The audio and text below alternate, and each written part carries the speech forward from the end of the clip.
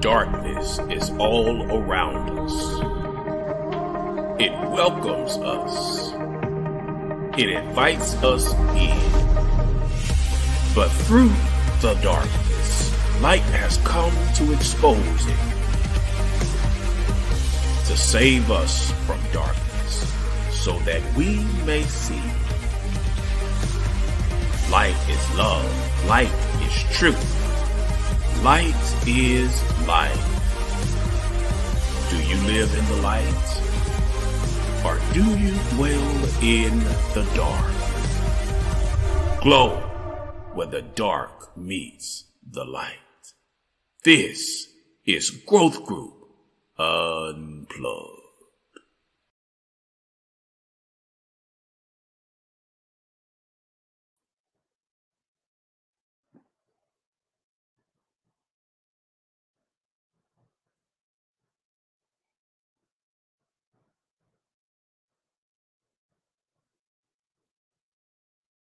Good evening, good evening, good evening. Welcome to Growth Group Unplugged tonight on this terrific Tuesday. Season 3, episode 2. We have a very delightful topic tonight. Something that's I feel like it's gonna break some molds. I feel it's gonna ruffle a couple feathers. So welcome again to all the listeners, and all the viewers on the various platforms: Facebook Live, YouTube, Spotify. We're coming again tonight to bless y'all with this wonderful growth group. I'm bringing the council in. We have a few guests tonight as well. So we're gonna go ahead and sound off, let y'all know what we're talking about, and get it popping. So what's going on, council? What's the word, Merv? Hi. What's up, y'all? Hey, party people. Is everybody still only looking at Sunny, or is that just me? It's everybody. Nah, it's all- By the way, second week in a row right now, we're having some technical difficulties. So we'll probably be missing Paige for the majority of this, as he's working as a technician in the background. And at the moment, look like he can't get it started, but that's fine. That's fine. Let me go ahead and pose the thought and topic on today while we're working that. Awesome. There we go. See all the lovely faces here. By the way, sound off, roll call. I'm gonna just go ahead and let it start. This is Sunny from the South Side, being the host today. We got I'm Taylor. I'm Cheyenne. It's Trinity. One day we're gonna get this together. Tiana. and of course the elder. Not What's up, y'all? I can accept that. I accept that. That's Lonnie, y'all. What's up? Good to see y'all on. Lonnie, are you an elder? I'm an elder of this group, am I? Lonnie. No, I'm an elder of this group. You might as well say I can be an elder of this group. Okay, Miss I can accept Go. elder. We're gonna give him that honor on Growth Group Unplugged for sure. And I do know I got my brother from another mother, Travian, in the background. He's gonna be coming on and sharing a few things as well. As he says, yo in the chat. Okay. So tonight, what we're talking about, what was posed as the questionnaire: friend, family, or foe? How to spot the difference. That is what we want to know tonight. So we're going to give our opening thoughts. I'm gonna let whoever wants to go ahead and get it out first. Go ahead. Well, I'm first, so I'll go off. I think of it like this because I literally just saw the Medea. What was it? Medea Goes to Jail, the play, and she explained it so eloquently. She was like, people are like a tree, right? And so you have the leaves, they come, they give shade, but then they wither away in the different seasons. Cool. Other people are like twigs, or like sticks on the tree. You never know. Some of them are strong, but then kind of like the leaves, you got to be careful with them because they'll break off. You step on them, they wither away, they break, they die, whatever. But the true people, and I count these as like family. So the true people are like, your roots or like the trunk of the tree. You know, the rain comes, wind comes, whatever. They're the ones who are gonna hold you down, be the grounded ones. They're the ones who are gonna tell you stuff that you don't always want to hear. They're gonna tell you about yourself. They're going to sometimes make you uncomfortable, but know that it's always for the betterment of you and not malicious or anything. And I can always tell the difference between like a good friend versus like a best friend, because my best friends will always tell me about myself because I will tell them about themselves. So if I know that we have this mutual agreement, like, look, I'm gonna tell you about yourself, and if you don't like it, I'm not trying to come for your neck, but you need to know this. And I would want the same thing. Like, if I'm doing something shiesty, let me know. You know, like, don't just let me do the shiesty stuff. Tell me about myself, just as I'm going to tell you about yours. So yeah. And then family, well, we love them. I guess we can go clockwise. Wait, clockwise. Okay. Friend, family, foe. All right. They all start with an F. So that says enough in itself right there. Okay. Deduction, my boy. Astute deduction. Okay, so I'm gonna start friends. So friends can be family. Absolutely. I am living proof of this as of today, right now. So a foe though, I feel like a foe knows what you can become, and they will try to be family, but they paint this mirror picture, this picture of themselves trying to be family to you, but they're really not, because they want what you have in a sense. And then I was reading on this while Sonny was shooting me the topic. It's like foe versus enemy. An enemy, me personally, I would respect the enemy first before I respect the foe. Reason being, an enemy already know what you're capable of. They just trying to take what you already have built and acquired. A foe like wants to be in your position. I feel like a foe is more detrimental than an enemy, because the enemy is already revealing his hand, like, hey, I don't like you. But a foe, throw a brick and hide it, So how to spot the difference? I think from my perspective, you lean towards your best friends and good friends, like Taylor said, and your family. If you have some type of bad insight on this person or people, I'm trying to touch everywhere, but I feel like all three coexist, because you can have a foe as a friend in the family, and then like I say, I have friends today that are definitely family. Like, there's no question. So I think they all coexist in some way, and then that's my take on it for right now. Interesting. We'll work on cleaning it up later on. Yeah, I'm trying to get the, I love what you said though. Go ahead, Kiki. I just had a question before the next person went. Trey said we was going clockwise. How is we? Nope, don't try it. In square. I just went with it. Look, I was trying to just go with it. We just go with it. Okay, my bad, the man. next person's turn. I'm sorry. All right, next person. Okay. I think you see Trin go. I'm sorry, y'all. I'm still growing. We all are. I think Okay, it's I guess. me. Okay, friend. Is it Okay, me? Yeah. Since we're going I'll go. counter, right? Yeah, that's according to the clock. So, friend, family, foe, how to spot the difference. I think we think of foe sometimes as this boogeyman. But sometimes foes turn into friends eventually, because those are the ones that challenge you. And when like, if Key challenged me and I don't like her, so she's my foe. But if she's right and it's realistic and it's true, and then we become cool, it's like, so did I misunderstand her, or was I just in my feelings not wanting to know her so we could understand each other?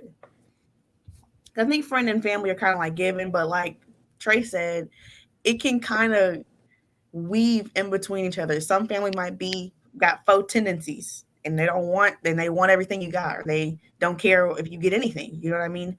I think there is some distinction that we will get into, and I won't get into.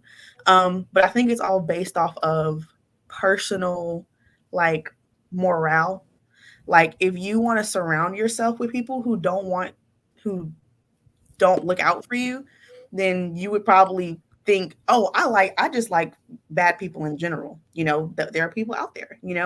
So it's not like we choose friend family every time, because that doesn't work for every situation and everybody. So I think it's based off that person who is looking at a set of people, trying to determine what do I believe for myself, what I want to put out to people, who do I want to surround myself with, and then that's how you distinguish who is for you and who isn't, and who's just kind of there for the meantime. That's what I think. Wonderful. Love it. Love it. Awesome. Keith, what you got? How to spot the difference between friend, family, and foe. I was trying to think of a complicated answer, but I only have a simple answer. I mean, you look at their actions, like everything else everything that y'all are saying is that's correct. However, okay, family, friend, and foe. At one point in time, my grandma was my biggest op. So how can my family is my foe? So, you know, and it switched back and forth to my grandma and my mama. These are the women that I came from. That's family, but they. So I think that people need to be careful on the labels, on focusing on the labels, what you're putting on them. Y'all need to focus on what they're doing. Don't focus on what category they're in, because just in my life, my friends, I'm gonna give you guys a hierarchy of the people in my life. Friends are number one, family is number two, and I don't even have foes, because if somebody don't deal with me, I don't deal with them. I have that luxury in my life. I know other people don't have that privilege, but I have the privilege in my life. If I don't want to deal with you for whatever reason, I just don't. So I don't even have a foe. So in my life, it's friend and family, because anytime that I've had any disagreement with my family, which is normally what it is, it's always my friends that have been my blood. Mm-hmm. So that's my answer. Tell by the actions. I can relate. I love it. Okay. Lovely Shy. Give us your introduction. I think for me, right, family is the only one of these two things that you don't get to pick, right? Your foes come at you from anywhere. You don't get to pick those. And your friends, right? You pick those, but you don't get to pick your family. But for me, my whole life, my friends have become my family. It's always been like that. And if they didn't, then they usually kind of just turned into acquaintances. And then my foes, for me, usually get removed out of my life fairly quickly. And I don't know what that is. Like, I know I had praying grandmothers, and hopefully that was it. But I think in defining friend, family, foe, I think anyone in your life can move around those titles. I think they can grow from foe to friend, maybe even grow to family. I think sometimes you could start off as family and then pop in as a foe every blue moon. So I don't think that the labels, like he said, I don't think that they matter as much as they might seem like they do. But yeah, that's it for me right now. Let's get into it. Wonderful. Yes, wonderful. I think we got Lonnie back. I didn't get him to get his Brother introduction. L. Yeah. So we can get Lonnie up here. Let's get it popping.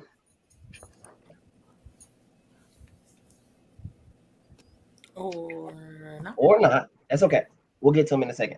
What y'all I'll do give to my. Y'all I'll go do. ahead and give my. So I have a brother of mine.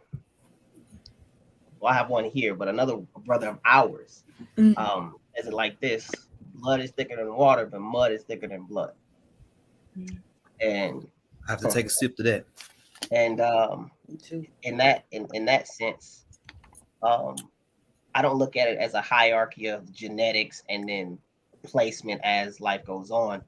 I look at it as conceptual standards that people hold within your life, or that you can hold people at in your life.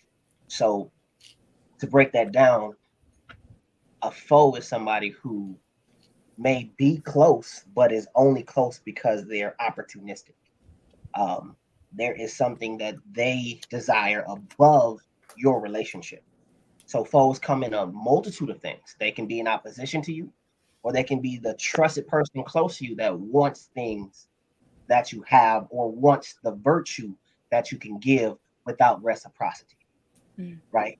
And so that can be, like I said, it's not held to genetics. Like he was saying, that was family at one point. Right. At some point it the wool got pulled from over your eyes, and you saw that close friend that's been around you since you were 5 was a foe because of a specific thing that they only needed you for, right? And I want to illustrate that heavily. They need you for. It's not necessarily a want. We got to realize as people, whenever it comes to our interactions with each other, we pull people in, or people get drawn into us because of the things that they lack. I'm going to get to that very soon when we start to break this down. Friends, the next level, the closest level. So they hold you in regard to an option, right? So it is in a sense to where they may share some of the same beliefs, same thoughts. You're very comfortable with them. You're close to a degree potentially. You both have given things to each other, but there's a limit and a level that you can only go to only reach. There's a break, or there can be a breach in this understanding. A friend can't be pushed, because if you push a friend, they flee. So they hold you to an option, right? And these are the people that we meet along the way as we grow and as we find ourselves in certain pockets of our life. There's people that pop in that are in the same pocket, and we gel and we click. And then the moment we go to move forward, and if they're not ready to move, or not meant to move with us, that's when you see that distance happen. That's why you can have distant friends, right?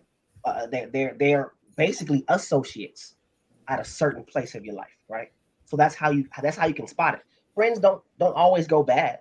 Sometimes you just stay distant because we only dealt at this one option in our life, or we only dealt at these couple options in our life, right? And truthfully, most of our family, most of our blood family, end up being our friends.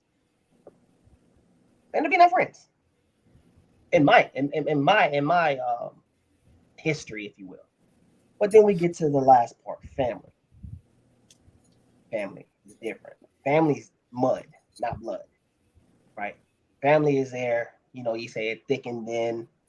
It's the person that you can hold to an account. They hold you accountable. You hold them accountable. You are your brother's keeper, your sister's watcher. That doesn't have a designation of DNA. That doesn't have a designation of genetics, right? These are the people that are longing to move forward in life and move it with you. You have a problem, you have an issue, you go to your family first before you go to your friend. And I know people will probably be like, I go to my best friend. That's who you consider family, because that's the only person you're going to give permanent information to your most private parts. Mm-hmm. Right? So that's my introduction. I feel like when you can understand that you can lean on family. That's the only person that you can lean on. You can run with friends, but you can't push them. And you really can't do too much with the foe. They're going to show their true colors as soon as things get to a place to where they've got what they want. Mm-hmm. Or you cut them off from having that access. So that was my introduction. We can dig deep into this. I think we're having some problems with Lonnie backstage, but we'll bring him up soon. So yeah, I love what everybody said. I kind of want to go down this road, really talk about that foe real quick. There's a story that I'm reminded in the Bible. Matter of fact, it's probably the biggest story. It's the reason why we as Christians even have the ability to profess and proclaim Jesus Christ, right? Because he had a person who followed him as a family member, really, that treated him as a friend and turned out to be a foe, which ended up giving Jesus Christ his fall. Now I'm talking about Judas, right? Judas Iscariot. There's a great example of showing you that a particular person that may oppose you in the future. Matter of fact, 9 times out of 10, the person that opposes you and creates the biggest strife in your life is the one that you let in or you keep around, and they don't provide you any substance other than just being there and doing one action, but it's always just for their gain. Judas, mine was on money. So he sold his brother out.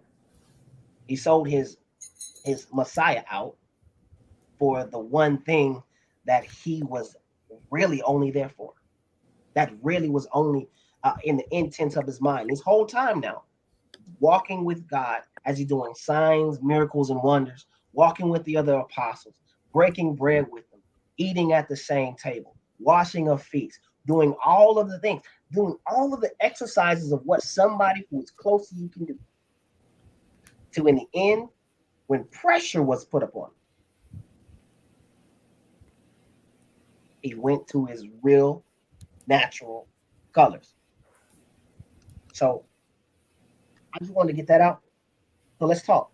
Let's dig. So what about the people? Because I don't know if everyone can distinguish like off rip if someone is family, friend, or foe. Like, what do you do? How do you distinguish, considering how they could change and become the next one? Do you know what I'm trying to say? That was a question.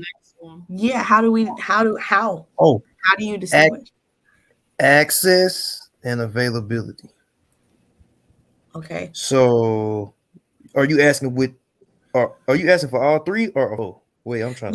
Just like in general, how do you distinguish? I think he gave a really good answer. It's about actions. Yeah. It is about actions. It's about energy. How you move. How you move around me, how you move when I'm not there, how you move when somebody brings my name up. Like, are you talking mess about me or are you speaking highly of me? And if you have mess to tell, are you telling other people or are you telling me? That's a foe, right? And then, or is somebody else coming and telling me about you and saying, oh, well, he done talk mess about you. Well, why didn't I thought me and Key were cool. Like, why didn't Key just come to me? Right? Like that's the foe, right? But I've had foes. Like my sister Deja, my sister was my foe, but I made her that because I was jealous. Like I thought Deja was going to be my foe because she had something that I wanted. She had a talent that I've always been envious of. But if I would have kept her in that foe place, me and her would have never gotten there. And I told her that the other day and she was like, yeah, I peeped that, but I made you uncomfortable enough where you had to be my friend. Wait, And now hold that's on. like she is one of my like best friends. Hold on, Taylor. Hold on, Taylor. Wait. You got it backwards. She wasn't your fault. You were hers. No. Yeah, I was just it wasn't. That was so. It wasn't I'm your trying to fault. like You were hers. But she did exactly what you do to expose it and find out if they're willing to be kept around. She put pressure. Whenever you put some weight on something, you see if it's sturdy enough to hold what you put on it. So there's a reason why I don't have very many froze in my lifetime now. It's because I do nothing but exert heavy pressure to anybody that I feel or that I want to be in my circle, friend, family, or otherwise. So you say you want to be here, or you show some interest in being here for something. Okay, well, you're gonna have to carry something. And when you fall underneath that weight, I know that you're not not just desirable. You're not deserving of being in this court. You got to go before you end up breaking something by trying to be close to me, right? A foe doesn't just like. There's really good actors out there. There's foe. I mean, think of the word foe. Faux. It means fake. But whenever you put the fake next to, only time you see that's a fake is when you put it next to the real thing. If it's a good fake, it'll pass by.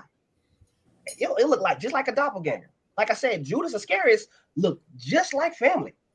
He did all the actions, but he was macaroni back in the end. Why? When the pressure got real, he had to go to what he was, which was fake. Okay, then what in that Pressure. case, then what would she have been to me if I was her foe? If you were her foe, Mm-hmm. well, okay. If I was the one who was jealous of her, then what So would she have been in that situation for me? I think the best way to distinguish friend, foe, or family is to define yourself to that person first. That's the only way you could really work through it. So if you, Tay, for instance, were defined you defined yourself as her foe, but she defined herself as your family, that's how y'all built a friendship right there. Those two things, they can't coexist at the same time, or at least they shouldn't be able to, right? So I think you were open to growing, and I think she always saw what your relationship can be. Like for me, right? I met my brother in college. He was my next door neighbor in our dorms. When I met him, I wasn't open to having more friends in my life. I was like, nah, I'm in college. I'm here to get this degree. I ain't making no friends. And it was something about him that allowed me to define him as to define me as his sister before he even was ready to be my friend, before we even knew each other.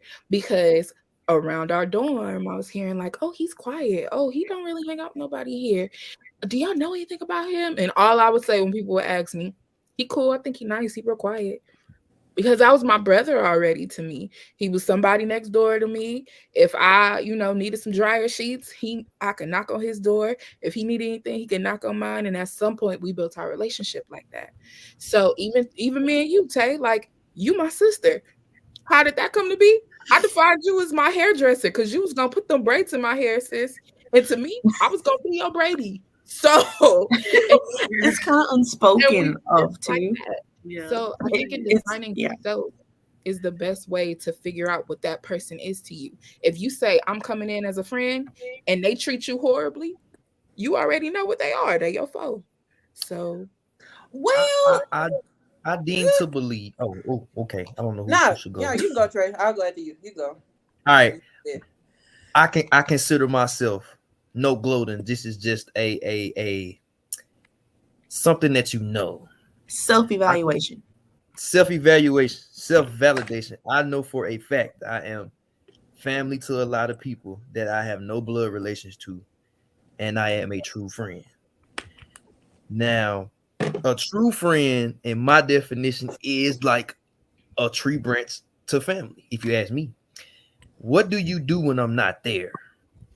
Yes, you can be cool all in my face, but when I am gone, are you still holding me up and being solid to me when I'm away? When you do that, if you're doing that, I think that could be considered family too. And like I say, it's different strokes, it's different ups and downs with that. But a foe, like I said, a foe to me knows what you have or what you're about to inquire, and they know what you're capable of. So I feel like a foe could never really be honest. They could just be what's the word? They could just be available. Like they could just be one of them people that be that yes man. Like everything you do is a yes. Oh yes, like yeah, but not a person that is gonna tell you, hey man, I don't know about that one. I think that's what a foe is to me. But I'm here to get other insights from y'all too. So Wait, yeah. so you said that a foe's gonna like tell you, nah, that ain't it? No, a friend will. A foe, I feel like, could just tell you everything you do is right. Yes, Like you man. can walk Got on it. water. Okay, You know what I mean?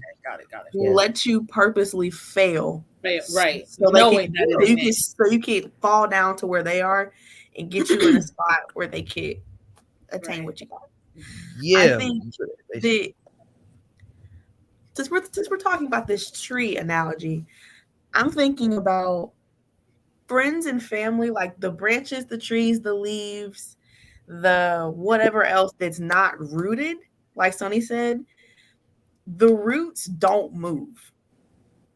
Right. That is all to me, that's like the peer pressure. Like if everything else goes to shambles up top, underneath the ground, sturdy, locked down, it can regrow again. That's what I think about. That could be, I think family and friends can lie there depending on how the strength of that friendship.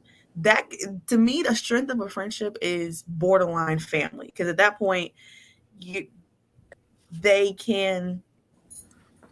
have your best interest always, even when you don't have your own. They're rooted within you. Your family, some family members are rooted within you. You know what I'm saying? And you don't have to question the root. You can question everything. You don't know what's going to grow up top, but you know the root's going to be there from the start to the end. Mm-hmm. And I love root. Go ahead, Keith. Because, okay, again, everything that y'all are saying is true. But I think that the part that a lot of you guys are leaving out is that friends and family can mess up too. Like friends and family That's literally what was in my head. Friends and family can do some things that a foe would do. Oh, like the how do you tell the difference? In my experience, how do you tell the difference between the categories is, well, first you got to know the person that you in this situation with, and then secondly, you have how you guys deal with any kind of anything, any kind of conflict, any kind of situation, any kind of hard conversation. Like, I think that's really the determining factor on friend, family. Well, I think that's a very important determining factor on friend, family, and foe, because it's super easy for me to chill with y'all and laugh with y'all, but when I'm having not even when I'm having a dark day, when the days might be light to y'all, and then I see something and I call y'all out, am I being a Judas just because I'm calling y'all out? No. Or no.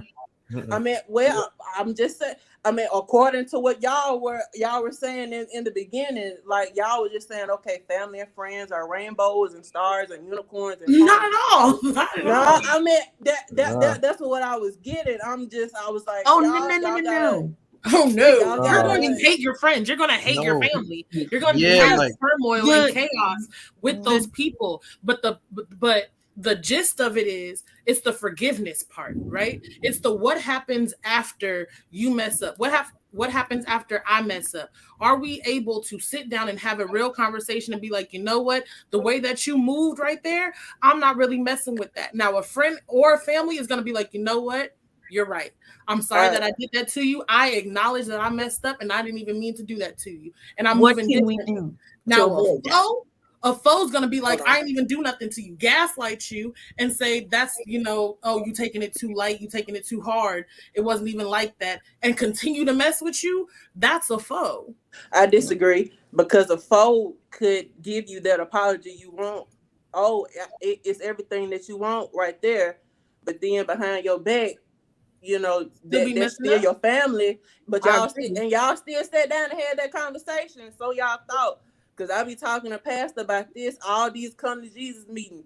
You be there with Jesus by yourself. Just because somebody is sitting there telling you something that you want to hear at that time, that does not mean that they have changed. No, that's what I'm saying. It's the actions after. Hold on. Let me. Well, okay, Sonny, tag you in, Sonny. You been shake your head. Come on, say what I'm trying to say. No, I got you. Because I love it. I got you. I think I see where she's going with that, though. Key. See what she's going. Here, maybe I can bring some clarity to it, and also bring the point to it that I was saying earlier. Like I'm saying, there's a difference between holding an option and holding an account. A lot of people say friends will be accountable. I beg to differ. Because a friendship, though it be strong, it's still not a complete fruition, a complete conjunction one to another. Because the moment that a friend decides to move away and do away with you, that's the moment y'all lose that connection. Family go and you still family. Yep. Family go and you still family. I'll say it again. Family go and you still family. The prodigal son left the father's house. He was still family. When he came back, he was still family. Friends are fleeting still. They're twigs on a tree. A strong enough wind will knock it off. And absolutely, friends can get to a place to where they don't want to agree with coming one to another with an idea of what you would think they would agree with. The thing about family is, no matter how much they may disagree, they stay in unison. I'm gonna make it real clear. I got my brother online with me right now. Me and Travian don't see eye to eye about a lot of things, but no matter what, I got my other brother just walked in, Trail. We don't see eye to eye on a lot of things, but we push each other. When we don't see it, okay, show me. And then when we realize, okay, that may be better, let's do it. A friend, they don't want to be pushed. Mm-hmm. That's the designation. They may agree, so you stop pushing. But family, it's mud. It's mud. It's dirty. It's grimy. It's dingy. And if you do me dirty, you do me grimy, you do me dingy, it's still in my best interest because you are family. No rainbows involved. It's still within my heart because you are family and you're still family to me. And we make this thing work. A friend, I used to say it like this. You gotta know who you can hold in your hand and hold in your heart. I can hold my friend in my hand all day because the moment it starts to prick me, poke me, offend me, get foul on me, or I no longer need that particular type of communion with that person, I can let it go. And the only thing I have is scars in my hand. I am not damaged. But family, I hold to my heart. So when it pricks me, it pokes me, it straight up tries to delude me or destroy me. Guess what? In order for me to let that thing go, it's got to cut me all the way down on its way out. That's why I know I have to have specific people in that position that when they do prick and poke me and I let them know, they back off. They will. Not they turn face. Yeah. That's the designation. Like I said, you can lean on family. And sometimes leaning on family hurts. But it's sometimes needed. Leaning on family hurts. Hurts a lot. Think about this. Think about your blood growing up, teenage years. You have something new happen into your life.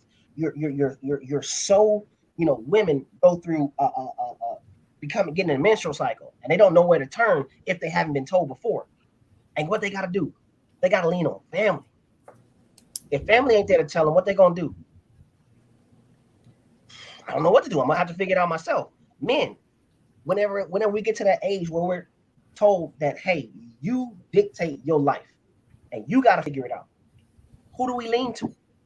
We can lean to friends, but they ain't the same boat as me. Yeah. A friend look like me. Family. I got to lean on family. I got to lean on somebody who got a little bit more. Or if they don't have a little bit more, at least they solid. friends can be very flexible. Family is not. Very true. Not at all. I just thought about something. I think of family, which can be blood or friends turn family. I think of those as lifeboats. There's very few lifeboats, and you want to be on that lifeboat. But how many life jackets are there really? Those are friends. How many life jackets are there? You hang around Sunny too much, man. You want to That's be tough. on that boat, right? I mean, your last option would be the life jacket, right?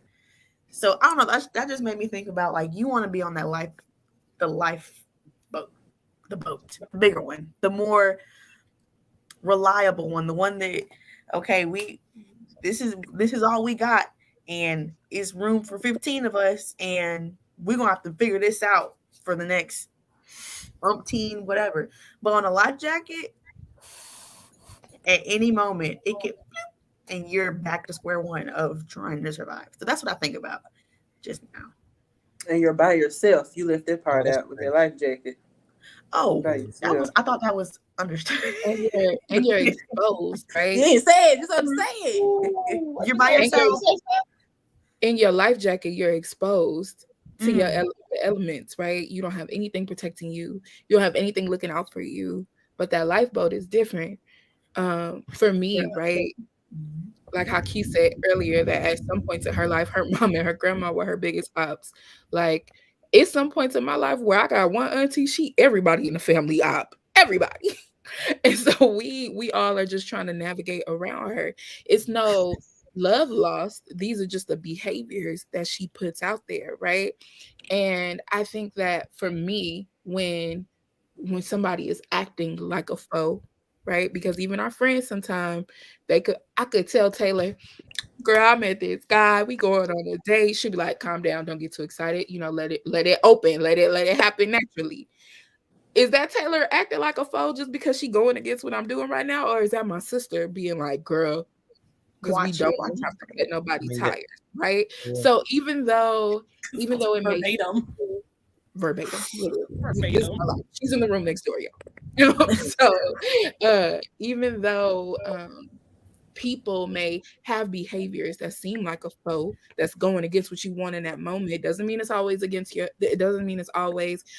best interest or what you want. But just because somebody is in a family position doesn't mean that they always have your best interest at heart either.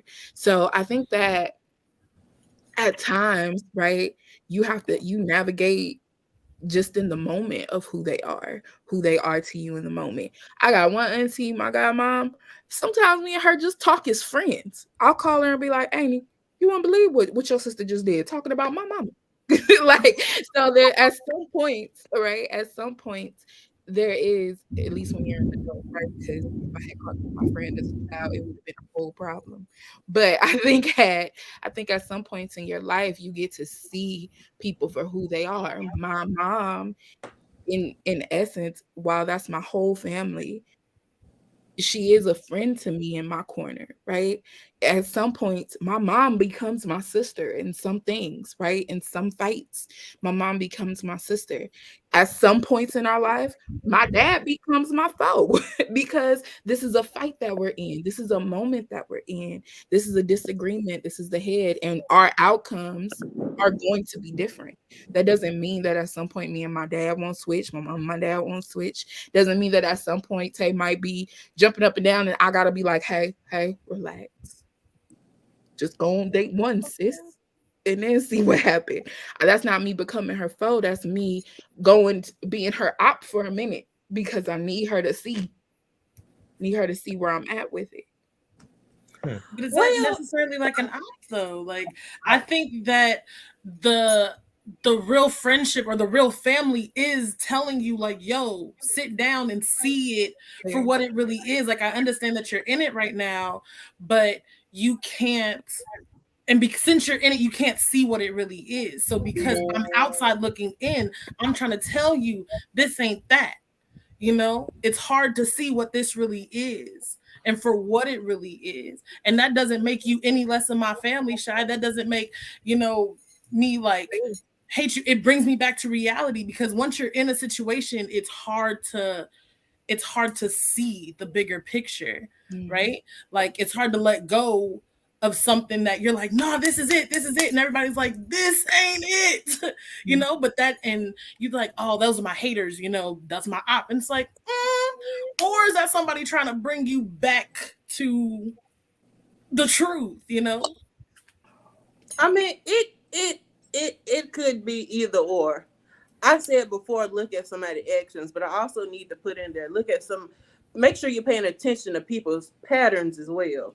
100%. Because just like, okay, using the example that Shy gave, okay, if Taylor got a problem, okay, if Shy coming home, girl going on this date, yes, ma'am. But if every time she says that, she needs to know the intent on why you saying it. Because if you saying, girl, like, pipe down, if you saying that because your friend just overreact every nigga that smile at her, okay, then you doing your job. But if you saying that because you mad because these niggas are smiling at her, then look at your friend. So that's the distinction. Check the intent. Don't also check the actions. Check the actions. Check the intentions. Check the patterns. Just check everything. And if you're struggling, call 1-800-PRAY and ask for a clear vision. Sometimes it's hard. Sometimes it is really hard. Sometimes as humans, we walk right past the actions, the intent, the red flags, the white flags, the SOS, and wow. Is that the thunder? It is very much. Absolutely not.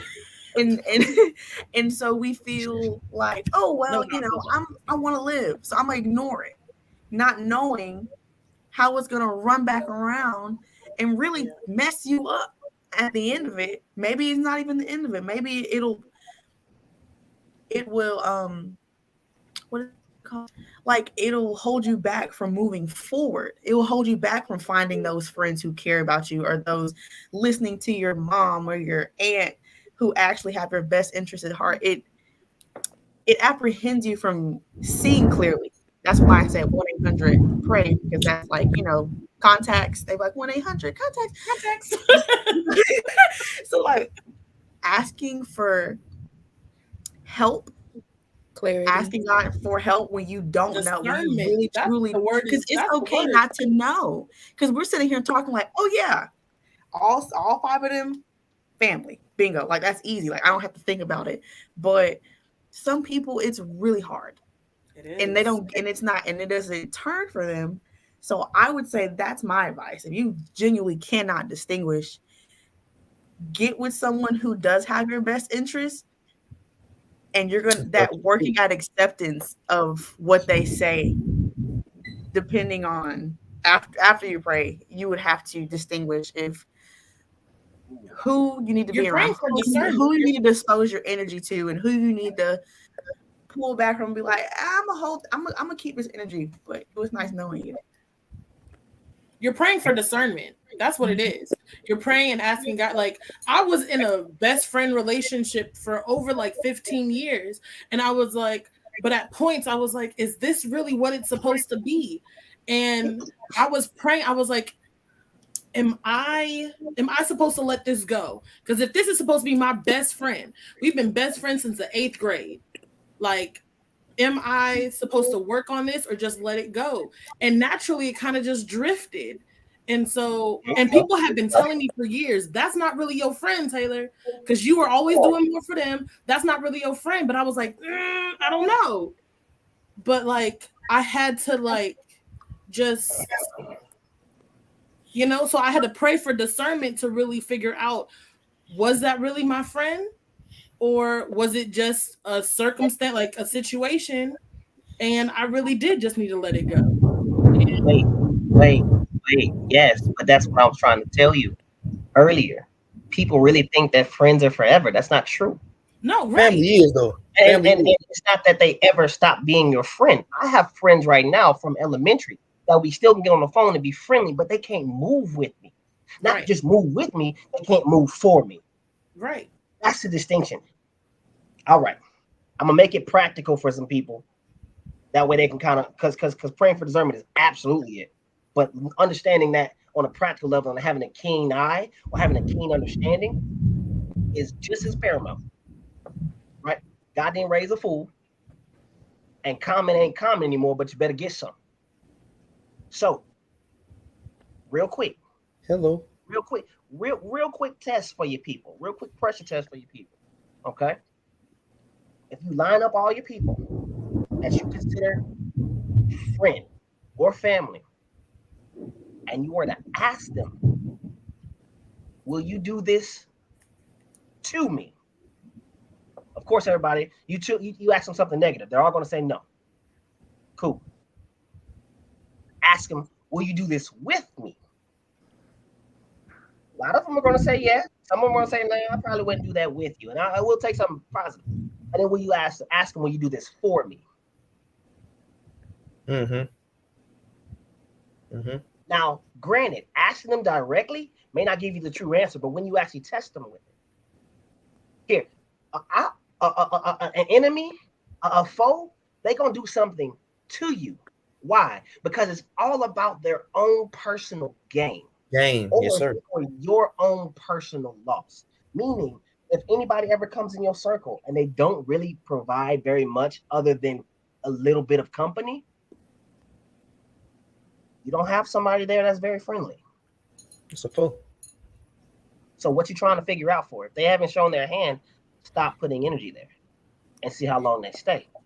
You're losing energy at that point because you don't even know what you're giving the energy, but you don't know where it's going. And that's dangerous and tricky when you can't when you can't place your energy and you don't know where you gave, like where you lost it. Well, at least for me, that's exhausting. And it makes me question me, and that's a problem. If you're questioning yourself, then you probably are giving your energy somewhere that ain't got no place being. And you gonna have to take that back. Hold on. It's real simple. If you give your energy, you receive nothing back. You gave it to the ground that's dead, it's barren. But gave that's it amongst the weeds. Some people feel like if I just give this positive energy to someone, they'll become positive too. So that's all I have to do.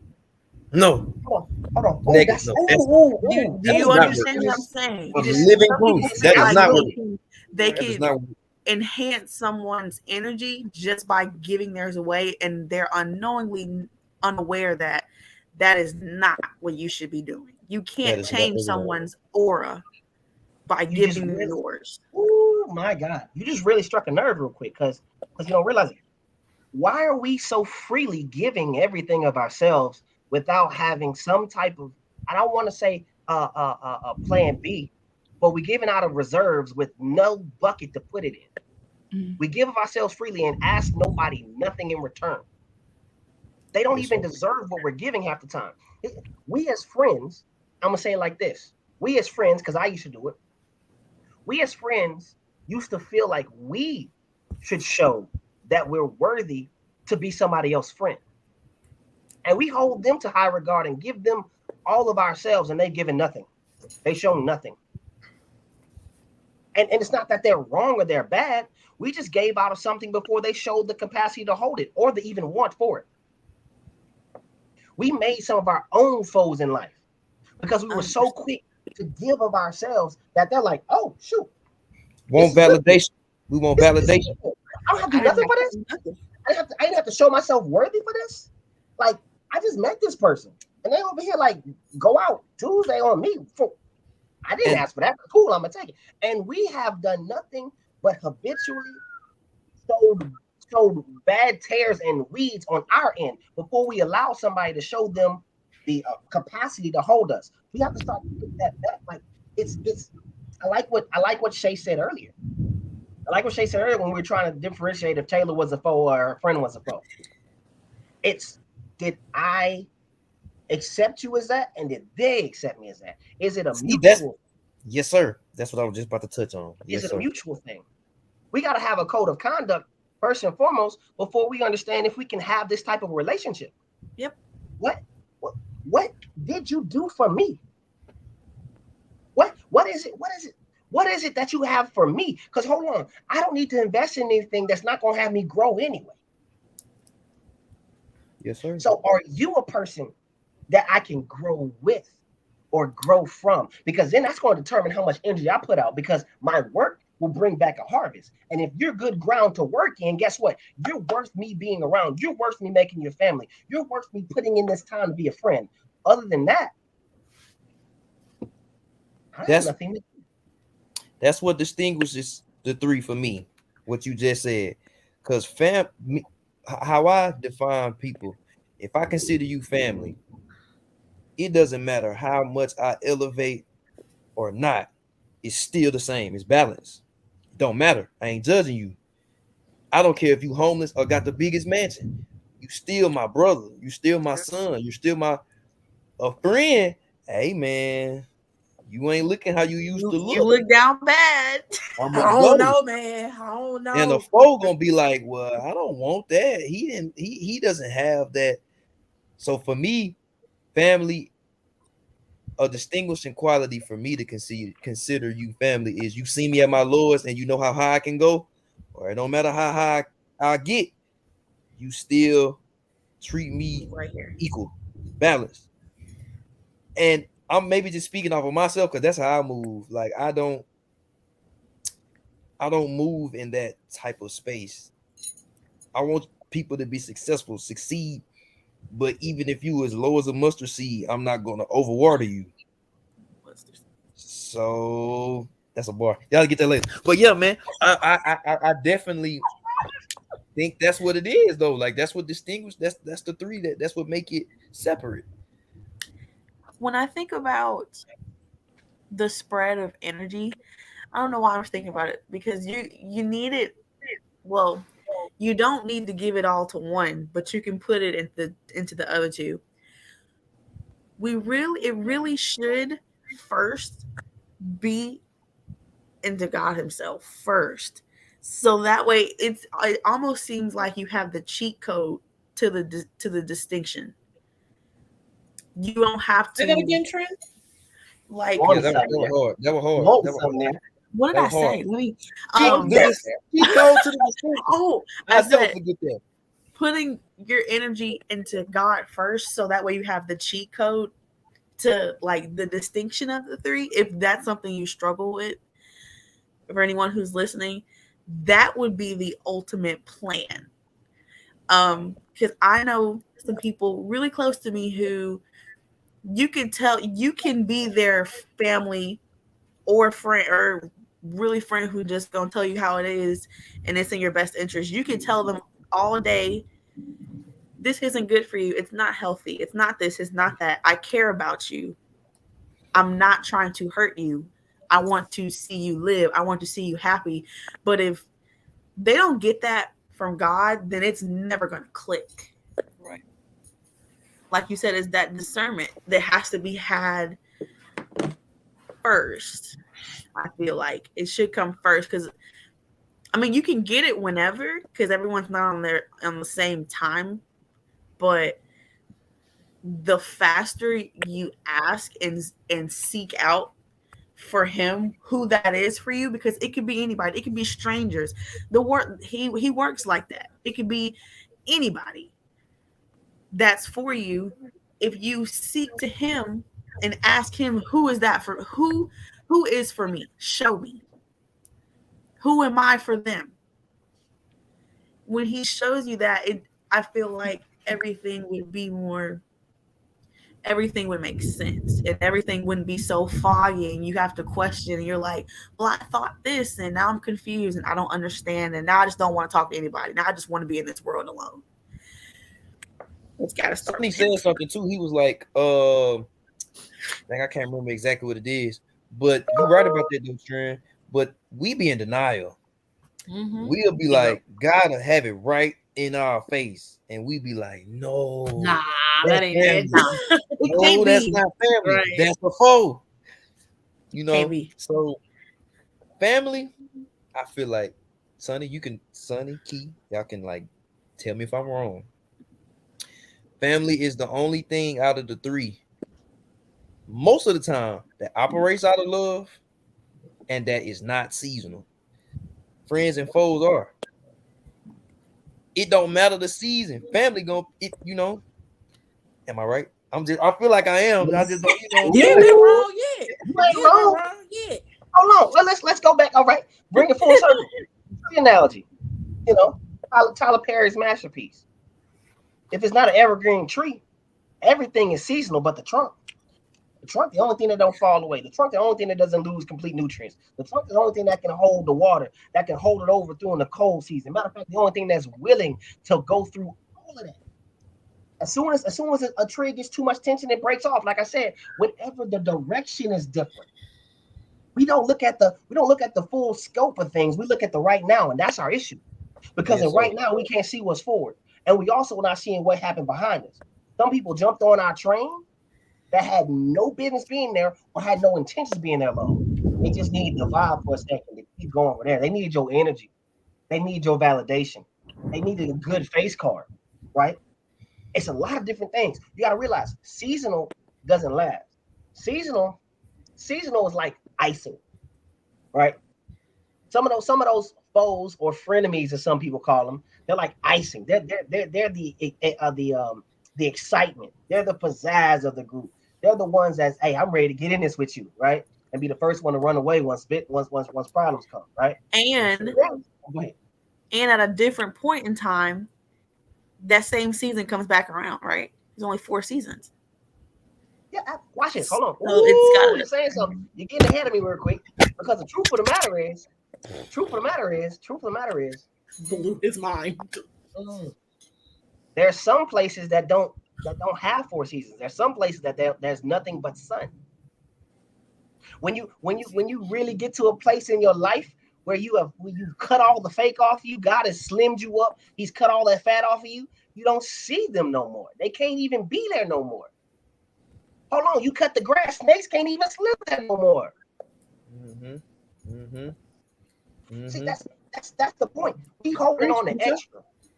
The thing that you know what the slogan is: cut your grass, trim your hedges, free up some stuff. Stop holding on to too much fluff. That's the problem why you're tired. It's not that you're pouring out a lot of energy. You hold on to a lot of things that mean nothing to you. It is empty calories that we need to be getting rid of. You realize that, and like I said, it's real easy. You pressure it, or you make it hold up for you. Not just if you know you're solid and you're gonna hold up for the other person, you got to make sure they're gonna do the same for you. Exactly. It's training day. You know what I'm saying? Hey, are you really there with me? Anybody talking about for me? You there with me now, right? So, like it's. I heard you say it's hard, but I realized over time, it's really simple. It's just not easy. The reason why it's really simple. It's just not easy. The reason why it's not easy because we get in our own way, because we have specific agendas in ourselves that don't line up with where we're supposed to go or who we're supposed to be, and we keep having all of these miscellaneous stuff get in our way, or we put it in our way. We beckon it before God and be like, God, please make this work. God, please make this relationship work. God, please let this particular person that I really like there's a lot of aesthetics about this person, be the one that's for me. I got a brother right now that's going through issues because he wanted somebody to be who he wanted them to be, and they were never fit. They were never deserving of. That was never their distinction. Like, you got to be real with yourself. Yeah, don't be delusional. And then you also have to be a little bit obedient when God tell you no, because He already told you beforehand. Yes, sir. You knew it wasn't good for you to go there. You knew it wasn't good for you to talk to him. You knew it wasn't good to give that girl all your personal information. Like y'all just having some talks and then you spilling the beans that got nothing to do with her, but she got all the ammunition to touch something they're pointing with you. You knew better. Common is common. We just don't pick it up. Yes, sir. we ask a lot about discernment sometimes. So I don't realize this. I pray for discernment. And you know what God sends you when you pray for discernment? He don't send you new eyes. He sends you more obstacles. Sends you Boom, yeah. point blank, poignant obstacles. When you ask for it and say, hey, I'm shooting you this way. What you gonna do? You gonna do anything different? No. Well, Not if you hadn't made up your mind yet to cast your wants aside or cast your idea of who's supposed to be near you aside. The closest thing to you besides yourself is God. And if the thing doesn't mesh well with God in your life and how he moves with your life, here's a key. If it's not treating you like God treats you in your life, it don't need to be as close as God is in your life. stop. Gotta do it. It's it right there. That's the key. Yeah. Stop. I need a Like I moment. said, I'm done. I have nothing else to say. I'll slow it down, but I gotta reiterate. It's simple, but it's not easy, and we the one that make it difficult. Yes. We want things to be easy, but we don't. Like you said, it's so simple, but we want it to. If we want it like that, we want it instantly. We want it with the least work possible. Hold on. But that's complicated. Hold on. No. You got it backwards. It is instant. It is the least worst possible. What we do is we complicate it. We do long division. Exactly. I say drop it. We say, well, I gotta wait till next Thursday after we go and do this, and then I gotta get this. Like I got this lingering thought about it, and they just need to tell me what I need to hear about it, and we still go and involve ourselves with that thing. When God said drop it, like you drop it, the weight is off you. It's easy to move, but you're still digging deep into the mud. I think that's an issue within ourselves. We as people, we want the connection, even when God is telling us the connection ain't the one we need to have. I was just about to ask, can we be our own foes? That's what I'm saying.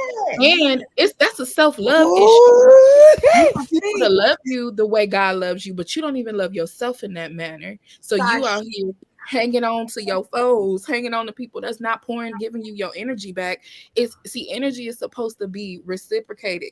Right. That's why people come up feeling so empty. You pouring into everyone, but no one pours into you. And then you taking it to God, and God is like, well, I'm telling you right now to stop pouring into that person.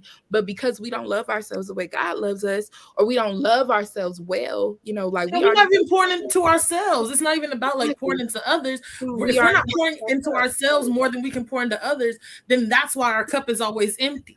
Dude, you show God your empty glass, and he's like, what happened? I told you to do. What you do with it? Did you drink it, or did you give your glass to other people so that they can have you pour it? Hold up. I gave that to you, not for them, because I can give it to them if I wanted to give it to them, but I gave it to you. So now you over here sharing your blessing with other people when that wasn't for them, it was for you. And wait a minute. That's a fact too. I have a sister who started off as my friend, right? And she tells me all the time, Shine, I think you're overextending yourself. She tells me that all the time. Taylor tells me that all the time. Shine, you overextending yourself. And it's something about a person who can see your glass getting empty and could catch you real quick, could grab you. Fall out. Ooh, you in there. Because that's everybody doesn't have that in them. Some people are just here to receive from you, and that's not right. That's an op, friend. That's an op. Wait a minute. No. Wait a minute. You're right there. We're gonna connect the dots because Taylor said it, you said it, Trinity said it. Okay. God filled that cup up for you to go give it out, for it to be filled back, because you're supposed to be giving it. God-like things. Wait a minute. Because if I give it out to a friend who's supposed to be there for me in that season, I'm going to return it back. Hey, thank you for the overflow. Here's it never going to be empty. God does for us. It's never going to be empty. Wait. The whole time when we come back to God, this is what God is saying. Why you keep coming back to me empty when I've already instructed you to give to people that's going to give it back exceedingly and abundantly? Press down, shaking together, run it over, shall it come back? So you have not room enough to receive. Why are we continuing to give to these dead things? And Travian, I told you this about a year ago. I don't want anything that's not whole, because if it's holy, it can't hold me. That particular thing was never meant to take anything from me. and I'm not supposed to give it. Why? Because it's not even a reflection of God, and it dang sure ain't a reflection of me. Why am I giving to something that I'm not familiar with? If you give it And- how he gave it, it'll always give back to you. Oh, Okay. The Don't cup will make me- never be empty, bro. It took me Don't make me 24 come years back of there. life to just realize that statement. I was Okay, just thank gonna, you. I was just gonna say, because we always run back. God, look at my cup. Look look. It's all gone, and He's like, no, it's not. It's still full. You don't see it? Like, no, I lost this friend. Me and my mom don't get along. He's like, I'm looking at a full glass right now. Because it never, when you give your life to Him and when you believe in Him, your glass will never be empty, even when you think it is, even when you feel it is, even when you think your energy is all out. You cup is have runneth His. over. You will never be empty. You got the source. Literally. You have the magic glass. So Have I you think ever seen like the science experiment where they like pour drink in an already full glass and it doesn't overflow, and it's just like, how much can this hold? That's Him. It's just abundant, everlasting, Jesus is amazing. everlasting. How to spot the difference, friend, family, or foe? How much what are you giving to each one of those? And what is it giving back to you? That's how you spot the difference. I like it. Let me say it this way. How do you spot the difference, friend, family, or foe? One runs with the water. One bears forth fruit but sells it for itself. One continues to give back fruit, continues to grow more trees, continues to make more of you and more of them, more of God amongst the earth. Hold on. Let's make it real simple. Let's make it so simple, guys. Simple and easy. Where is your backbone? Where is your lifeblood? Who is it that is there when you aren't there for yourself? Nothing but God and nothing but family. Because God, my daddy, he come to my rescue, and so does my family. I'm gonna say it like this. I'm gonna be very transparent. I'm gonna be very transparent because I love these boys. Travian, Trail, Chris, Lafayette.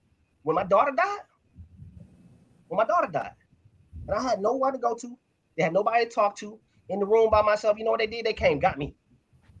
Hey, yo. Yeah. Not today. Not for the next month. Let's go. And we got some living to do. Yep. Hey, friends, you know what they did? I can't believe what happened. It's really crazy. I'm praying for you. If you need anything, of course I need something, but I can't tell you what that is at this moment in time. You know what family did? They came, got me, and made sure I had everything that I needed. That's how you know. That's how you know. That's it. Because they never leave you. God never leave you, never forsake you. He's real family. That's your creator, right? It can be a friend when you need help. Sure, you can wear many hats as a family member, but the one thing you keep is that heart. Right. And the one thing you keep is dedication. You couldn't give us what you couldn't give out what you normally could give out at that time. So we gave back what you gave us to get you right back to where you were. And past it. Oh, stop it. I love y'all for it.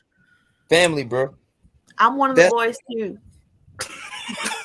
No, your position is higher than the boys. Come on. No. There's a lot of reasons why you're not a boy. I'm related to one of the boys, so I'm the closest. But that's it. That is it. When you can give out what somebody can't give at the time, to let them continue to get, bro. Okay, let me. I didn't. And look, watch. I ain't asked for it. You gotta ask a friend sometimes. Hey, can I borrow $20? Like, I'm gonna give you right back. Family's like, hey, I see you. You straight? What you need? My boy. What can I do for you? You know what I'm saying? You know how it is. Yeah, my boy. That's how we go. Yeah. It's not always about you either. Really?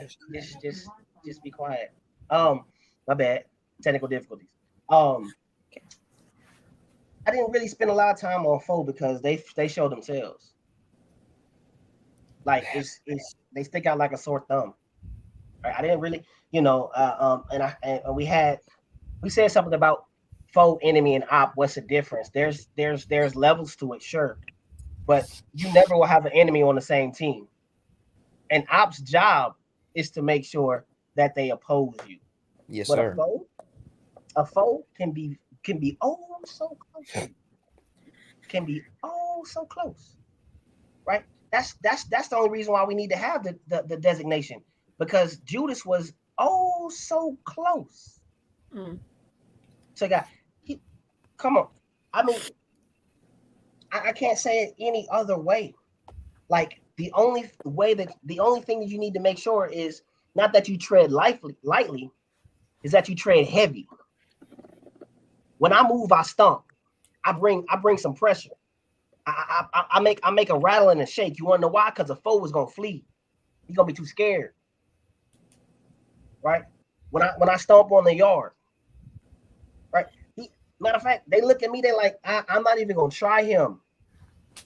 Like I know he got a lot going for him. He looking like what he going through. Well, actually looking like what he coming out of. And back in the day, I remember this about him. But you know what? I'm not even got to try him. Nah, because I'm not trying to get cut off. I'm not trying to get cut in the head. I don't want that problem.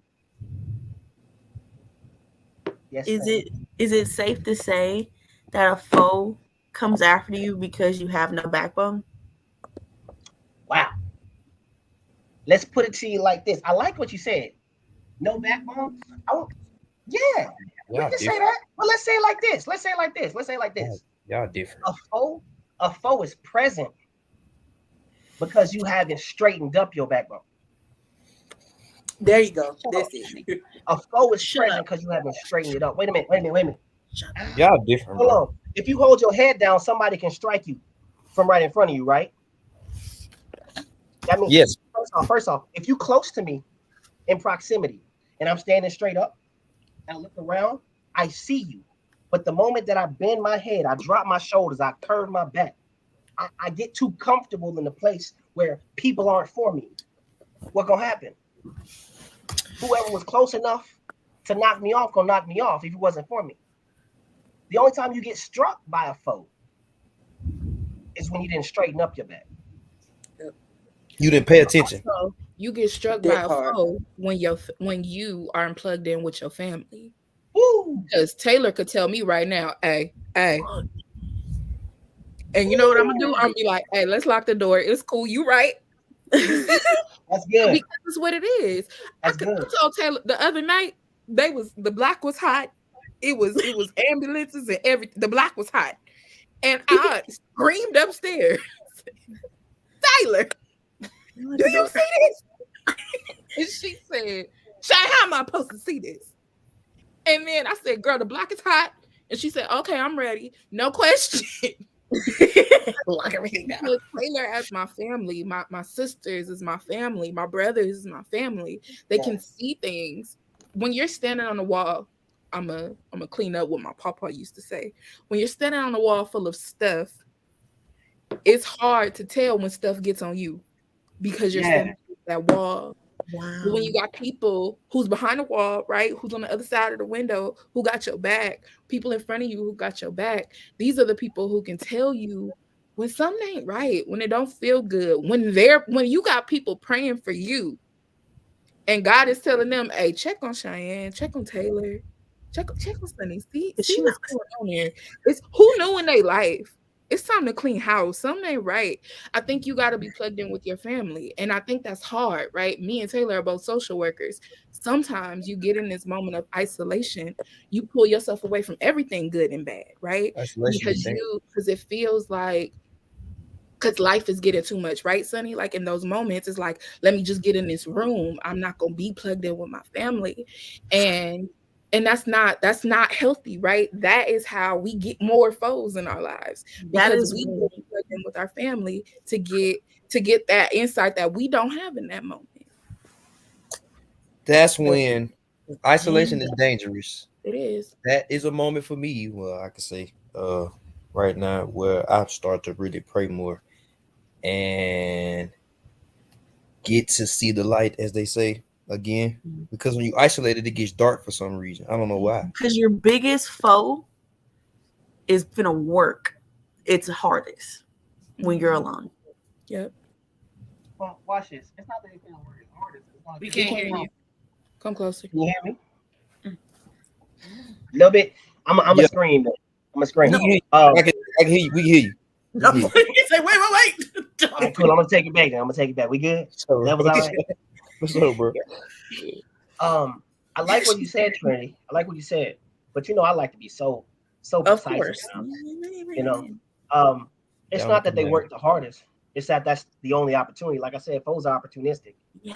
It wasn't until Eve was away from Adam that the serpent came and tried her. Yeah.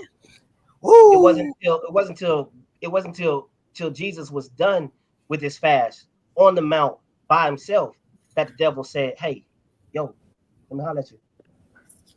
Yo, excuse me. He didn't change the amount of work. It was just that I'm now in earshot of you because all of your dogs, all of your people, all of the things that were made to make sure that you are accountable, that they're taking account for you, they're watching you. You as the lamb in the pasture, the shepherd counting the sheep. You're the one that got away for a second. Let me come here. Come this way. Come see. It's at that time, and think about this. Think about this. I'm sure plenty of people have gone through some desperate times or some downing times, and you automatically, for some reason, innately feel like going into a dark room, or you feel like getting away from people. And in those times, your head is the loudest it's ever been with the voice that's not you. Why is that? Why is that? Because like Shay said, you stepped away from your family. The devil is working hard. Not He's hard. always- Not he's hard. always- It Go just I say hard is because, like you said, your first, second, and third line of defense are away at the moment. But little does he know, in a dark room, even when you are alone, you are still Uh-oh. covered. Uh-oh. Who there? Untouchable. Untouchable. Even when you're by yourself, is what we should gather too from this. You need lines of defense. You can't do it alone. However, if you are your last line of defense, quote unquote, Got to be your you're still covered. Got to be the Right. Because Jesus be a fence. But And you're anyway. covered by the best thing that it's better than any person could cover you. You know, Better like than sliced yes, bread. you got your people, but even if there's nobody around, like you said, I'm covered as if I have an army of 1 trillion men around me, because that's the only covering. Like even if it's me, myself, and I and my Tico, like it's just me and my dog. That insurance goes far Me now. and my dog, and we Little are does- covered. Little does the devil know that insurance goes far and it's You are used most- everywhere. You are most He don't know vulnerable that. by yourself. But yeah, that insurance goes far. You are It most don't just vulnerable. stop when I leave my brother's room. It don't just stop when I leave my grandma's house. It don't just stop when I'm talking to my parents. No, I'm covered just everywhere I go. And the devil, hey devil, ain't you can't beat him. I'm not even gonna apologize for it. Would you say you're covered because you brought your family with you? Would you say you're covered because the friend in your most present of help and the thing that you look for in the time of need is with you? Like I gotta bring it full circle. Like we're sitting up here and we're still talking about it in the carnal way, but spiritually, is he really your daddy yet? For the viewers, is he really family to you yet? Like have you been jumped in, for lack of better words? Have you laid down your burdens to bear and picked up his righteousness? Have you really turned to him in the most good of times and in the worst of times, and said, whatever it is, your will be done because I trust you? Have you turned to him when you did wrong, when you were an op, when you were somebody's foe, and say, you know what, that wasn't right. I don't like that part of me. Can you fix that with me? Like, can we work on that? Because the truth of the matter is, we talk about it lightly and we get away from it. I feel like we've watered it down so much. It's like, yeah, God's there, but is it in you? Is it of you? Man, that man just said something then. They always say, there's this big thing now. Work on yourself. Work on yourself. I see that like 10 times out of a day. They give lists. They give if you go on TikTok, they give you, hey, drink more water, add lime to it. It helps with the digestive system. Take a cold shower before you go to work because it'll help you. Nowhere in the listings, dog, and I'm not lying. Wow. Nowhere in the listings does it say pray or anything. It's all materialistic, what you can how you can look like enhance or infuse in yourself, but nowhere it says prayer. So I'm like, y'all are trying to enhance yourself physically and mentally, but not spiritually, and spiritually should be the first one. That's why I said it's the ultimate cheat code. Not even the cheat code. It's just the way to be like him. I am the way, the truth, and the light. So how can that's it? That's all. How can, like, and I don't know if it's our due diligence to do so. I feel like it is, but do we leave this up to God, or do we just be one of his workers and do it, help him? How do we get Continue. Go ahead. How do we get people to start adding that into their life? That is another topic that growth group will talk about. I want to get off the subject, man. We might just say it for another topic, but bro, that's where my mind is now. How can we get people to add him? Really, he should be first, but add him into your life to where it can now be fully functioning. Because a lot of people have a car that's missing a wheel, they spark plugs not in there, and it's the main thing to keep the car going, and they are just speeding past. I guess that's another topic, like Taylor said. I'm sorry, y'all. Because we could go on that road forever. Real quick, I'm gonna try to segue it. I'm gonna help you out. Watch this. I'm gonna save it for you. First, I gotta ask you a question though, Travis. Whenever you wanted to learn how to do anything, matter of fact, you were an MC. You were a pretty dope rapper, right? No question. You shouldn't see. First of all, you messed up. I gave you a plug. You messed up, bro. Come on, man. We gotta do better. You a dope rapper, right? Yes. Right. By the grace of God. So did you just come out like that, or how did you learn how to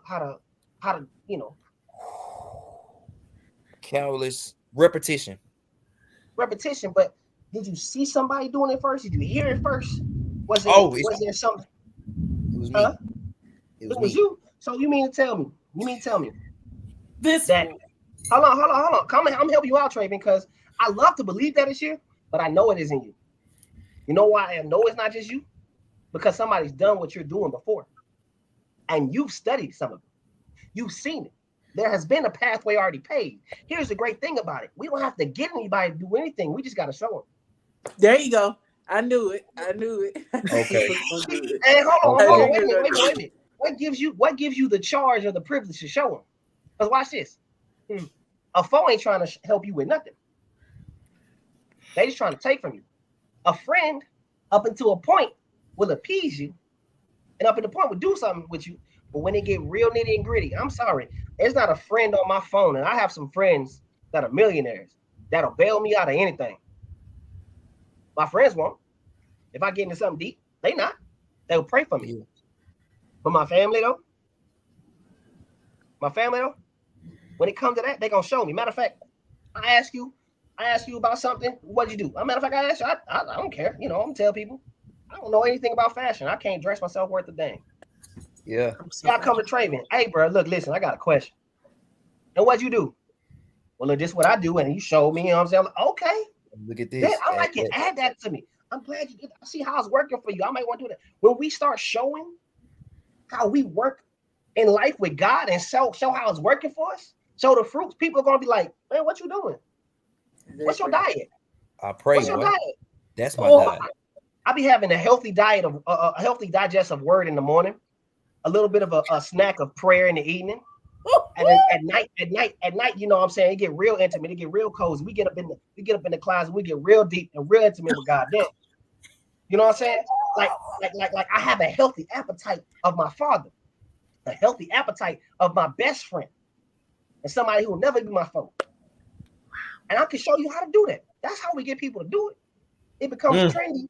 It becomes trendy when somebody shows it's all right to do something. Yep. Wow. It becomes trendy. I gotta write that down. Not me. Yep. Not I me. gotta But write that down, trendy. Sonny. It becomes what you said. It becomes trendy. What? It becomes trendy when we show it's all right to do something. Yep. How do we live in this world that keeps getting more and more and more and more diverse into wickedness? And we haven't checked it by showing people that it's not all right to do certain things, or show them an alternative. Like I might just not seen it on the right pipeline, but I don't see nobody crazy for God no more. Not like that. I do, and they are the ones that people don't talk like they don't share those type of videos. That's cool. Guess what? We need to oversaturate. It's because not enough eyes out there. Matter of fact, if you know anything about marketing, it's a numbers game. Eyeballs. When I wake up every day, if I'm wearing God on me and in me every day, which I do, guess what happens? People that needing it and people that want it, what they about to do? Find themselves in my path. Yep. It's a small thing. I like that book. Where'd you get that book? A really nice man gave it to me. By the grace of Jesus. Jesus gave it to you. Yes. All right, Tracy. We have to end that there because I don't know what else we could say behind that. Oh, Jesus wasn't coming by my house dropping off no books. God, dog. Hey, It's Christmas. Jesus gave to us. Jesus Santa Claus, bro. Hey, no, I ain't even go. You got it, bro. You got it. You got it, man. And I think that concludes our session on Unplugged tonight, folks. Growth group, new heights. Backwards in is everyday out life. there. Listen. Hey, no. On a serious note, I'm really thankful for tonight. Yeah. For us being able to use this platform, use it freely, and show who we are. Like, I don't know. I heard something the other day that kind of threw me the wrong way. I was like, man, these church folks are real sticks in the mud. I'm like, what? First off, I had to remember that I stopped associating myself with them long ago. But I was like, the truth of the matter is, it's still cool to rep Jesus.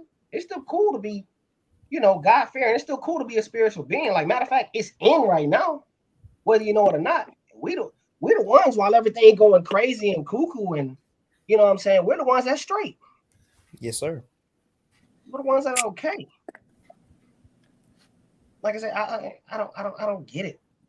How we've allowed so much of time to pass and regressed so far back to where it's not even, sometimes people feel like it's not even safe to say that you're a Christian anymore.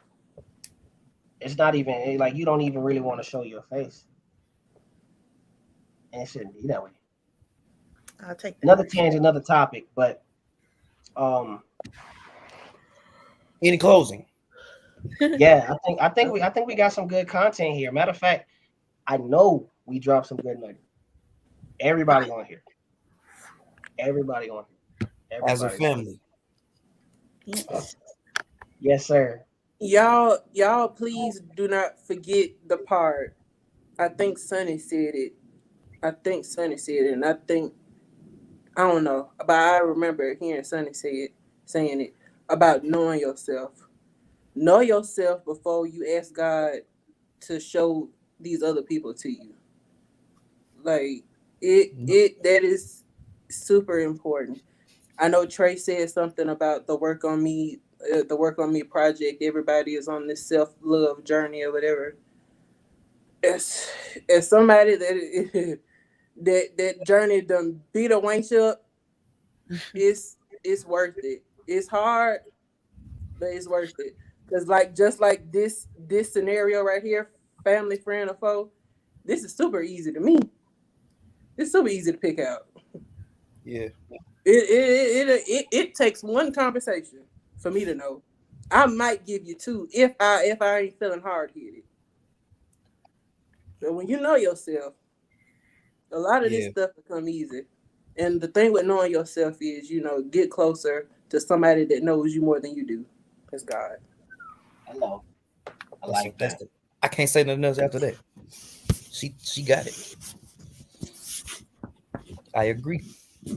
What about you, Miss Shy? Miss Shy? When you said Jesus dropped the book off, that's when I know you was at your closing remarks. I have nothing else to say. I'm trying to be in sponge mode. I'm just listening.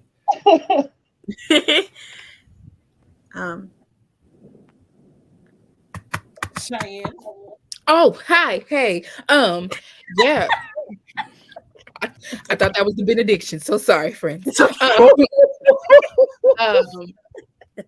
I think that we have established the source, right? We've established that our relationship with God is really the only way to define anything. And when we define things through Him, when we define things through that relationship, we can prosper in just about anything. We can avoid foes. We can be a part and attentive of the process of turning a friend into a family member.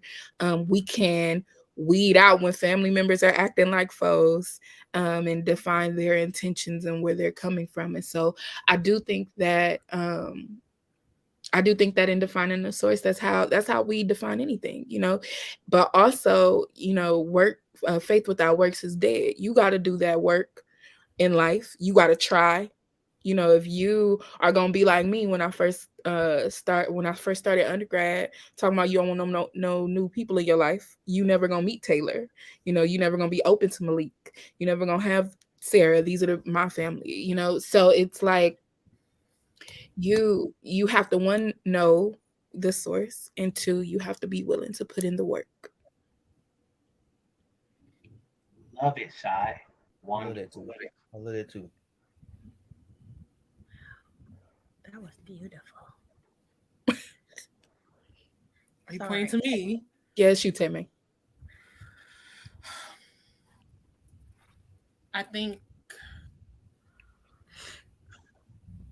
it is about discernment, and knowing the difference. But for me, I really think it's about I have to stop being my own foe.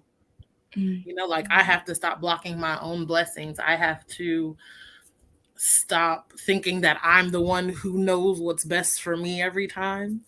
And when God is really telling me to just let it go, or let these people go, to just do it, because friendship for me, family, I call people my family. I call y'all family, and when I say that, I mean it in love. But sometimes I give people the wrong title too early, without allowing them to really show who they are.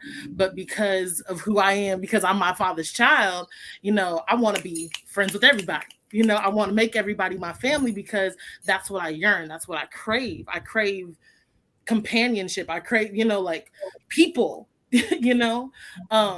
but even on tonight, I learned that just because, and I even told my friend today, I had to tell her, I was like, just because you're alone doesn't mean that, you're by yourself, if that makes sense. It does. Just because people aren't around you, or your significant other is no longer there, does not mean that you're alone. And I think what me and Trim were saying earlier was, there's nobody in my room right now, but I know I'm covered, I know that I have the covering of 1,000 armies next to me, because God is always in my room. God is always in my presence, right? So with that, and with him, hell, I could carry, I could do anything, you know.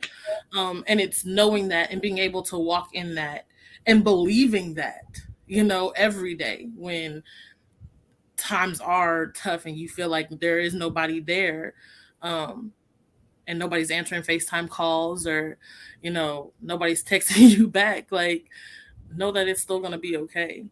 Um, yeah. That was also beautiful. Trinity. Also, Travian's the one who's like pointing at who's going to go. I Oh, He think does it right. I believe Is so. Bro. you still I'm in pointing sponge mode, tonight. bro? Let him move you and whoever needs to be near you to you. Let him do that. You have work to do as well when it comes to that you must, like, it's like maintenance almost. You have to fail, succeed, fail, succeed to see that the people or the places you go, wherever he's moving you to, that it's actually meant for you. Without the trials, you won't believe that what he has for you is for you. And so I feel that if you have two friends that are your family members, and so be it. If you have a plethora of like Travian and Sunny and Trail, like they're just bros, but it has to come from him first, and it will always, there's always going to be a source of like Taylor said, of coverage. You will never not be alone. That's the most important thing I could say, is to just let him, make room for him to work as well. Like, you have to clear grass. You might, so that way you can have a vision of what you don't have, what you need, what you want, who need to be there, who's allowed to be there, who should definitely be there for you. Yeah. Oh, Definitely make okay. room for him to work, so you can work effectively and down here. Awesome. Sonny, is it me? Then you? You got something? You got something? Go ahead. Oh, just in closing, very concise, I promise. Go ahead. Give me a bar. All right. In closing, to anybody that's listening, viewers, God and fam both have 3 letters, which means they are equal. No, I'm going somewhere with this, man. Golly. Okay. Go ahead. Go ahead, bro. Please finish that. You're all running a race, but it's not a race, it's more of a marathon. Chase God and your fam, you will win. That's it. I ain't got nothing else to say right there. That's it. That's it. That was a cool little puzzle you put together. He was still in sponge mode. We just Yes, Yeah, it was. You went where you were supposed to go. Good job, Trey. Yeah, Good exactly job. where it's supposed to go. We don't sue you, man. That's my brother, for real, for life. and that's my actual one. So yeah. But yeah. In closing, and I want to say this. I hate that we couldn't get Lonnie back, another brother of mine, and I hate that my spiritual brother, Yeah. Paige, wasn't here tonight. Again for the second episode. Season 3's been tough for him. Computer been kicking his tail, but that's all right. We're gonna get it right. We're gonna get it together.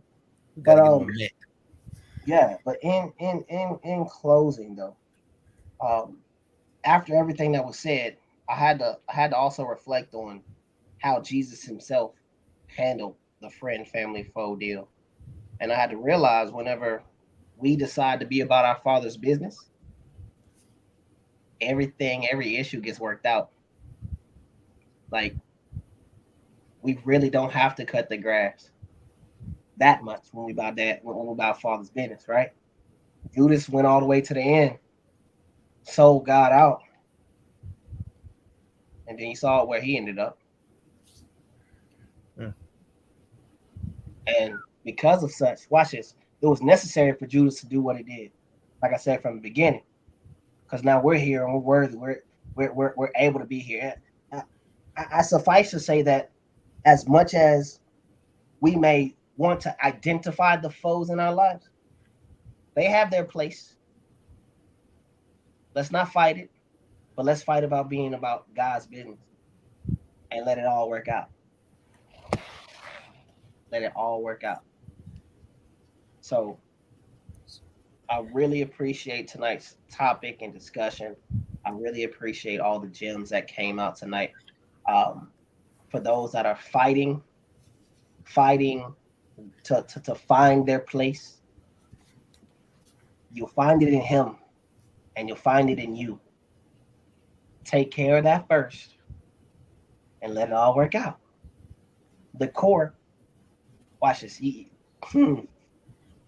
A seed is the core of a tree. It holds all the DNA.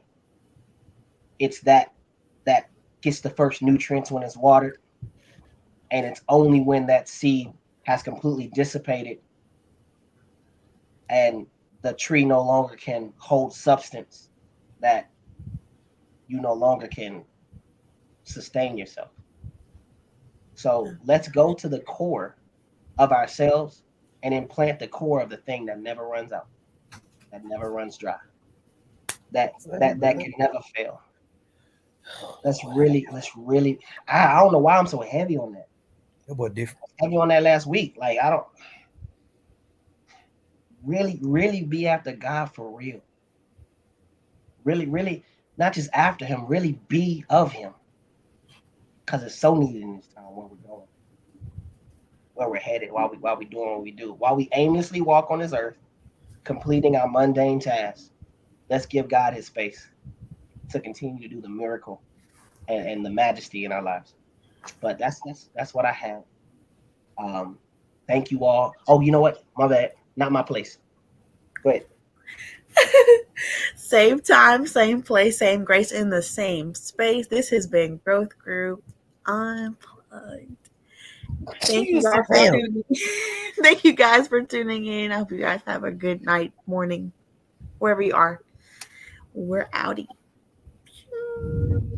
Okay, how did I do? Was it bad? It was Well, horrible. we still live. We Still still live. live. You did good though. It was great. Breakfast Club. We're done. We're done. Carlos is gonna kill me. He's gonna kill me because it was horrible. Let me redo it.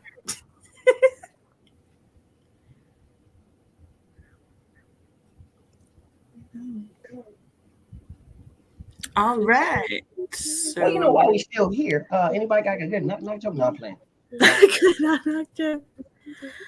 Yeah. I don't know. So still have some technical difficulties in the back. I see. I don't know. We're not gonna do it over again, though. We're not gonna do it over again. I'm gonna just want to extend a heartfelt thank you for everybody who has made this possible. And I'm talking about you viewers, right?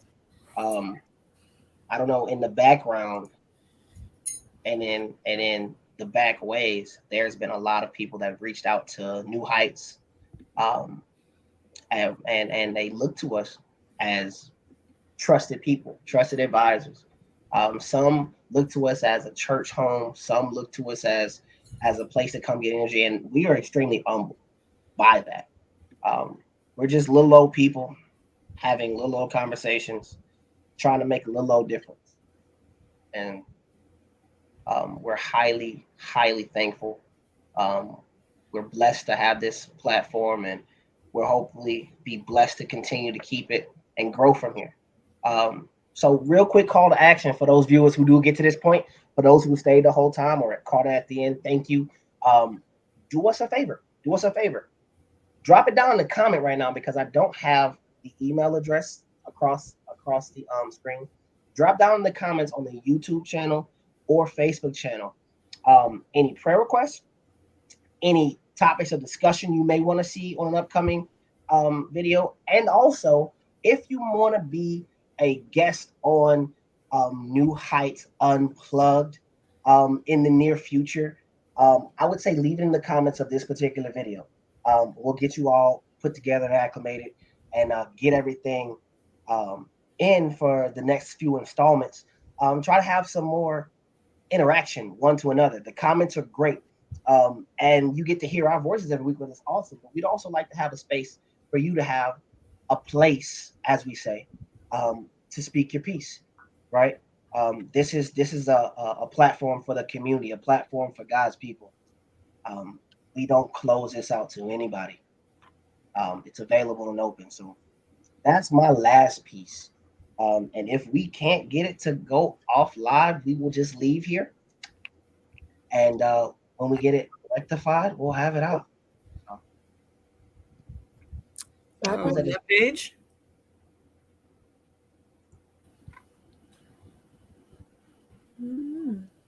For real this time. Bye, party people. Thank y'all for having me. I don't know.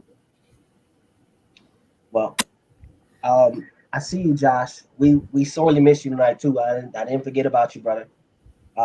Praying that you do definitely come back and recover from the sickness, and we're happy that the COVID test came back negative. So most definitely.